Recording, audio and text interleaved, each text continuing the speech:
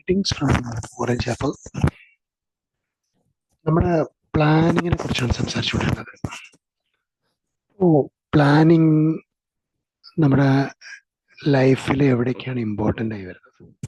ശരിക്കും life learning ലെസൺസിൻ്റെ ഈ സീരീസിൽ 1690 ദിവസമായി, 1700 ദിവസമൊക്കെ ആവുമ്പോൾ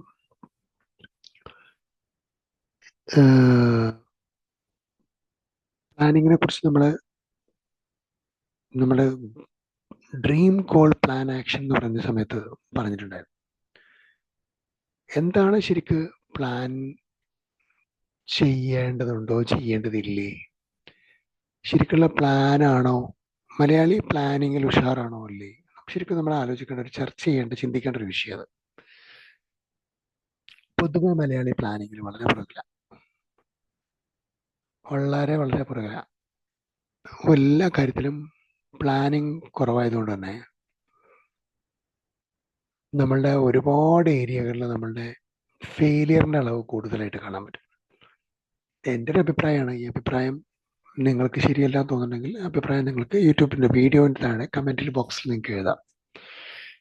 കാരണം ഓരോരുത്തർക്കും ഓരോ അഭിപ്രായങ്ങളുണ്ടാവും. ഞാൻ ചില അനുഭവത്തിൻ്റെ ഭാഗമായിട്ട് ജീവിതത്തിലെ പഠിച്ച ചില പാഠങ്ങളിൽ നിന്ന്, ലൈഫിൽ ലേൺ ചെയ്ത ചില ലെസൺസിൽ നിന്നുള്ള ചില എക്സ്പീരിയൻസുകളാണ് ഈ സീരീസിൽ മുഴുവനീളെ നിങ്ങളുമായിട്ട് പങ്കുവച്ചത്. പ്ലാനിങ്ങിൽ വളരെ ഫെയിലിയറാണ്. എന്താ പ്ലാനിങ്ങിൽ ഫെയിലിയർ ആവാനുള്ള കാരണം? നമുക്ക് മടി കൂടുതലാണ്. സാറേ, എനിക്ക് പ്ലാനിങ് പൊതുവേ താല്പര്യമില്ല. ചിലർ പറയും വളരെ പ്ലാനിങ്ങിൽ ഉഷാറാണ്. ഈ ഉഷാറാണെന്ന് പറയുന്ന ആൾക്കാർ കുറേ പ്ലാൻ ചെയ്യുന്നുള്ളൂ. പക്ഷേ ഈ പ്ലാനിങ് പ്രോപ്പറാണോ, പെർഫെക്റ്റ് പ്ലാനിങ് ആണോ, റീച്ചബിൾ പ്ലാനിങ് ആണോ, വെറും ഇമാജിനറി പ്ലാനിങ് ആണോ? അങ്ങനെയുള്ള കുറേ പ്ലാനിങ്ങുകൾ ഏത് രൂപത്തിലുള്ള പ്ലാനിങ് ആണ് എന്നുള്ളത് നമ്മളൊന്ന് ആലോചിക്കണം. നമ്മുടെ പ്ലാനിങ്ങിന് ഒരു റിസൾട്ട് ഓറിയൻറ്റഡ് ആയിട്ടുള്ള പ്ലാനിങ് ആണ് എപ്പോഴും പ്ലാനിങ്ങിൻ്റെ എൻഡ് റിസൾട്ട്. എല്ലാ പ്ലാനിങ്ങിൻ്റെയും എൻഡ് റിസൾട്ട് ഓറിയൻറ്റഡ് പ്ലാനിങ്. ഒരു ഉദാഹരണം, ഇപ്പം നിങ്ങൾ ഇന്ന കാര്യത്തിന് വേണ്ടി ഇന്ന സ്ഥലത്തേക്ക് പോകും. അപ്പോൾ അങ്ങനെയാണെന്നുണ്ടെങ്കിൽ അതുമായി ബന്ധപ്പെട്ട് പ്ലാനിങ് ഉണ്ടാക്കും. ഒരു യാത്രക്ക് പ്ലാനിങ് വേണം, ഒരു പ്രോജക്റ്റിന് പ്ലാനിങ് വേണം, ഒരു ബിൽഡിങ്ങിന് പ്ലാനിങ് വേണം, അതേപോലെ ഒരു എന്തെങ്കിലും ഒരു ഓർഗനൈസേഷൻ ഉണ്ടെങ്കിൽ അതിന് പ്ലാനിങ് വേണം. ഇപ്പോൾ നമ്മൾ ഓറഞ്ച് ആപ്പിൾ ഫൗണ്ടേഷൻ്റെ കാര്യം പറഞ്ഞു. അപ്പോൾ നമ്മൾ കഴിഞ്ഞ ദിവസം നരിക്കുനിൽ പെയിൻ ആൻഡ് പാലിയേറ്റീവിന് നമ്മൾ ഫുഡ് കൊടുക്കുന്ന കാര്യം നമ്മൾ പറഞ്ഞു. എല്ലാ മാസവും നമ്മൾ കൊടുത്തു വരുന്നതാണ്. അപ്പോൾ ലൈഫിൽ പലപ്പോഴും എൻഡ് റിസൾട്ട് നെഗറ്റീവ് ആണെങ്കിൽ ആണ് പലപ്പോഴും നമ്മൾ ഇരുന്ന് ആലോചിക്കുക. എൻഡ് റിസൾട്ട് ഡേഞ്ചറസ് ആണെങ്കിൽ നമ്മളിരുന്ന് ആലോചിക്കുക, എന്താ ഇങ്ങനെ ഡേഞ്ചർ ആവും? കാരണം എൻഡ് റിസൾട്ട് ഡാമേജ്ഡ് ആയാലും നമ്മൾ ആലോചിക്കും. എൻഡ് റിസൾട്ട് നോട്ട് റീച്ച്ഡ് ആയി, ഒരു റിസൾട്ട് ഓറിയൻറ്റഡ് ആയില്ല, നല്ലൊരു നമ്മൾ വിചാരിച്ച രൂപത്തിലുള്ള റിസൾട്ടിലേക്ക് എത്തി. പലപ്പോഴും വിചാരിച്ച രൂപത്തിലുള്ള ഫണ്ട് നമ്മുടെ കയ്യിലില്ല, വിചാരിച്ച രൂപത്തിലുള്ള ഫൈനാൻഷ്യൽ മൂവ്മെന്റ്, ഒരു ഫൈനാൻഷ്യൽ ഗ്രോത്ത് നമുക്കുണ്ടായില്ല, അല്ലെങ്കിൽ വിചാരിച്ച രൂപത്തിലുള്ള ഒരു മെറ്റീരിയൽ കാര്യങ്ങൾ നമുക്കുണ്ടായില്ല. ഇതൊക്കെ പ്ലാനിങ്ങിൽ ഉണ്ടാവുന്ന തകരാറുകൾ തന്നെയാണ്. ഇപ്പോൾ ഫാമിലി പ്ലാനിങ് എന്ന് പറഞ്ഞാൽ കുട്ടികളുടെ എണ്ണം കൂട്ടാനും കുറവാക്കാനും ഗവൺമെന്റ് തീരുമാനിച്ചൊരു പരിപാടി പല രാജ്യങ്ങളും നടപ്പിലാക്കുന്നുണ്ട്. ഇപ്പം ചില രാജ്യങ്ങളിൽ കല്യാണം കഴിഞ്ഞ ഒരു വർഷത്തിനുള്ളിൽ പ്രസവിച്ചാൽ കുട്ടിയുടെ ചിലവ് രാജ്യം എടുക്കും.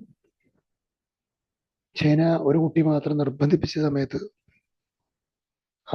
ആ കുട്ടികൾക്കൊക്കെ ആദ്യത്തെ റൗണ്ട് ഓഫ് കുട്ടികൾക്ക് 25 വയസ്സായപ്പം രക്ഷിതാക്കൾ ഗ്രാമത്തിലാക്കി കുട്ടികൾ നഗരങ്ങളിലേക്ക് പഠിക്കാൻ പോയി തിരിച്ചു വരാതാകുകയും വൃദ്ധരുടെ എണ്ണം കൂടുകയൊക്കെ ചെയ്ത ഒരു വലിയ റിസർച്ചും പഠനമൊക്കെ നമ്മൾ കഴിഞ്ഞ കുറച്ച് വർഷങ്ങളായിട്ട് കേട്ടുകൊണ്ടിരിക്കുന്നത്. അപ്പം പല പ്ലാനിങ്ങും എൻഡ് റിസൾട്ട് നോക്കാതെയാണ് പ്ലാൻ ചെയ്യുന്നത്. അതൊരു വലിയൊരു സംഭവമാണ്. ഇപ്പോൾ ഭോപ്പാൽ വിഷവാതക ദുരന്തം, ഇപ്പം ഞങ്ങളുടെ നാട്ടിൽ തന്നെ തേഞ്ഞിപ്പലത്ത് തന്നെ ഗ്യാസ് ബോട്ടിലിംഗ് പ്ലാന്റ് ഉണ്ട്.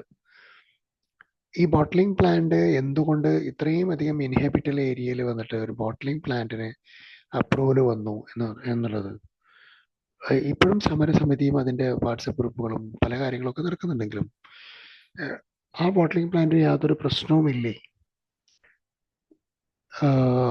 എത്രയോ ലക്ഷക്കണക്കിന് ആളുകൾ താമസിക്കുന്നത് എത്രയോ ഏരിയകളിലേക്ക് അതിൻ്റെ പ്രത്യാഘാതം സംഭവിച്ചേക്കാവുന്നത്. അപ്പം അതിന് അനുമതി കൊടുത്ത ആരൊക്കെയാണ് അതിന് ഗുരുതരമായ പാപികളാവുന്നോ ശാപം ഏറ്റുവാങ്ങുമോ എന്ന് പറയാനല്ല, മറിച്ച് അതിൻ്റെ വലിയ തിക്ത അനുഭവം, അതിൻ്റെ റിട്ടേൺസ് എങ്ങനെയായിരിക്കും, ആർക്കൊക്കെ എവിടെയൊക്കെ ഉണ്ടാവുമെന്ന് ആലോചിച്ചു. അപ്പോൾ ഞങ്ങളുടെ പഴയ എയർപോർട്ട്, ചളരി എയർപോർട്ടിൻ്റെ ഒരു ഭാഗമാണ് ശരിക്കും ഇന്നത്തെ കാലിക്കറ്റ് ബോട്ട്ലിംഗ് പ്ലാന്റ് ആയിട്ട് പോയി, ഗ്യാസ് ബോട്ട്ലിംഗ് പ്ലാന്റ് ആയിട്ട്. പക്ഷേ കേരളത്തിലെ ആദ്യത്തെ, ഇന്ത്യയിൽ തന്നെ ആദ്യത്തെ പ്രൈവറ്റ് എയർപോർട്ടുകളിൽ ഒന്നാണ് ചളരി എയർപോർട്ട്. ഇന്നതിൻ്റെ അവശിഷ്ടങ്ങളേ ഉള്ളൂ. മലയാളത്തിലെ ചില സിനിമകളൊക്കെ അവിടെ ഷൂട്ട് ചെയ്തിട്ടുണ്ടെങ്കിൽ പോലും. അപ്പം ഞാനത് പറയുന്നത്, അത്ര വിശാലമായൊരു സൗകര്യം കിട്ടിയെന്നത് കൊണ്ട്, അവിടെ ഒരു ബോട്ടിംഗ് പ്ലാന്റ് ഉണ്ടാക്കി എന്നതുകൊണ്ട് അതിൻ്റെ പ്ലാനിങ് ശരിയാണോ അല്ലേ എന്നുള്ളത് എൻഡ് റിസൾട്ട് വെച്ച് നോക്കുമ്പോൾ, നമ്മുടെ ഈ പ്രോസ് ആൻഡ് കോൺസ്, ഓരോ പ്രോജക്റ്റിൻ്റെയും പ്രോസ് ആൻഡ് കോൺസ് വെച്ച് നോക്കുമ്പോൾ, അതിൻ്റെ ഗുണവും ദോഷവും ഒക്കെ വെച്ച് നോക്കി കാൽക്കുലേറ്റ് ചെയ്ത് നോക്കി എൻഡ് റിസൾട്ട് നോക്കിയിട്ട് വേണം ചെയ്യാൻ. മികച്ച ലീഡർഷിപ്പും മികച്ച ഭരണാധികാരികളും ഭരണീയരെ കുറിച്ച് വളരെയധികം ശ്രദ്ധിക്കുന്ന ആളുകളായിരിക്കും. അപ്പോൾ ആർക്ക് ഇമ്പോർട്ടൻസ് കൊടുത്തു? അവിടെ വാണിജ്യത്തിന് ഇമ്പോർട്ടൻസ് കൊടുത്തു, സൗകര്യത്തിന് ഇമ്പോർട്ടൻസ് കൊടുത്തു, ജനങ്ങൾക്ക് ഇമ്പോർട്ടൻസ് കൊടുത്തു എന്നൊക്കെ പ്ലാനിങ്ങിൻ്റെ പോളിസി അല്ലെങ്കിൽ ഫിലോസഫി ഓറിയൻറ്റഡ്. ഓരോ പോളിസിക്കും ഇമ്പോർട്ടൻസ് എന്ത്, ബേസ് പോളിസി എന്താന്ന് നോക്കും. ബേസ് പോളിസിനെ ബേസ് ചെയ്തിട്ടുണ്ട്. അപ്പം നമ്മുടെ ലൈഫിൻ്റെ ബേസ് പോളിസിയാണ് പലപ്പോഴും നമ്മുടെ പ്ലാനിങ്. ലൈഫിൻ്റെ ബേസ് പോളിസിയാണ് നമ്മുടെ പ്ലാനിങ്ങിൽ നിഴലിച്ച് നിൽക്കുക. ഏതൊരു സ്ഥാപനത്തിൻ്റെയും പ്ലാനിങ്ങിൽ നിഴലിച്ച് നിൽക്കുന്നത് അതിൻ്റെ ബേസ് പോളിസീനെ ബേസ് ചെയ്തിട്ടുള്ള പ്ലാനിങ്ങുകളായിരിക്കും. അതല്ലാതെ ലോകത്തൊരാൾക്കും ഒരാളുടെ പ്ലാനിനെ പോയിട്ട് ഇൻഫ്ലുവൻസ് ചെയ്യാൻ കഴിയില്ല. കാരണം ആ വ്യക്തിക്കോ ആ ഒരു സംഘത്തിനോ ആ പ്രോജക്റ്റിനോ ഒരു പോളിസി ഉണ്ടാവും. ആ പോളിസി ഓറിയൻറ്റഡ് ആയിട്ടായിരിക്കും അവരുടെ പ്ലാനിങ്ങുകൾ നടക്കുന്നുണ്ടാവുക. അതുകൊണ്ട് തന്നെ സമരങ്ങളൊക്കെ പലപ്പോഴും വിജയിക്കാതിരിക്കുന്നതിൻ്റെയും പല തൊഴിലാളി സമരങ്ങളും പല അത്തരം കാര്യങ്ങളും വിജയിക്കാതിരിക്കുന്നതിന് കാരണം ഓർഗനൈസേഷണൽ പോളിസി ഓറിയൻറ്റഡ് ആയിരിക്കും ആ സ്ഥാപനം പലപ്പോഴും നടക്കുന്നുണ്ടാവുക. അല്ലെങ്കിൽ സമരം നടത്തുന്ന ഓർഗനൈസേഷൻ്റെ പോളിസി ആയിരിക്കും സമരം നടത്തുക എന്നുള്ളത്, വെറുതെ സമരം നടത്തുക എന്നുള്ളത്. അങ്ങനെയൊക്കെ ഉണ്ടാവാറുണ്ട്. അങ്ങനെ ഞാൻ ഇതൊന്നും ആരെയും ഉദ്ദേശിച്ച് പറയുന്നില്ല, ഇതൊരു എക്സാമ്പിളിന് വേണ്ടി പറയുന്നതാണ്.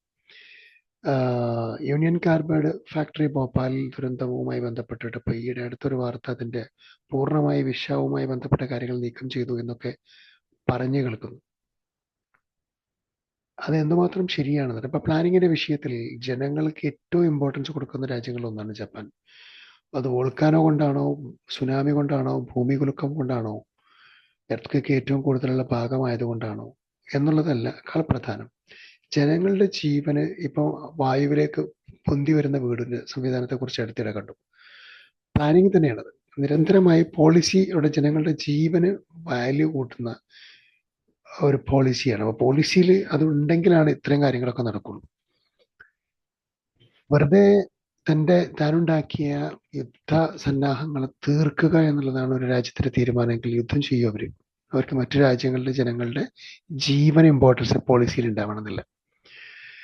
മറ്റു രാജ്യങ്ങളിൽ പോയി പ്രശ്നങ്ങൾ ക്രിയേറ്റ് ചെയ്ത് അവരെ പ്രതിരോധത്തിലാക്കി അവരെ കൊണ്ട് യുദ്ധ സാമഗ്രികൾ വാങ്ങിപ്പിച്ച് കച്ചവടം വർദ്ധിപ്പിക്കുന്ന, വരുമാനം കൂട്ടുന്ന കച്ചവട തന്ത്രമാണ് ഒരു രാജ്യത്തിൻ്റെ ഫിലോസഫി പോളിസി എങ്കിൽ അതിനനുസരിച്ചുള്ള പ്ലാനിങ് അവരുണ്ടാക്കുകയും അപ്പോൾ അവർക്ക് യുദ്ധം നടത്തുകയും യുദ്ധത്തിന് വേണ്ടി കോപ്പ് കൂട്ടുന്നത്, യുദ്ധം വഴി ആരെ കൊല്ലുന്നതൊന്നും വിഷയം ഉണ്ടാവില്ല. അപ്പോൾ അവർക്ക് ഫിലോസഫി പോളിസി പ്ലാൻ ഓറിയൻറ്റഡ്. അതുകൊണ്ട് അതിനെതിരെ ഏത് രാജ്യങ്ങൾ കൂടിച്ചേർന്ന് ഏത് തരത്തിലുള്ള ഉച്ചകോടി ഉണ്ടാക്കിയോ, ഏത് A7 B7 T7 G8 എന്ത് ഉച്ചകോടി നടത്തിയിട്ടും പ്രത്യേകിച്ച് കാര്യം ഉണ്ടാവില്ല.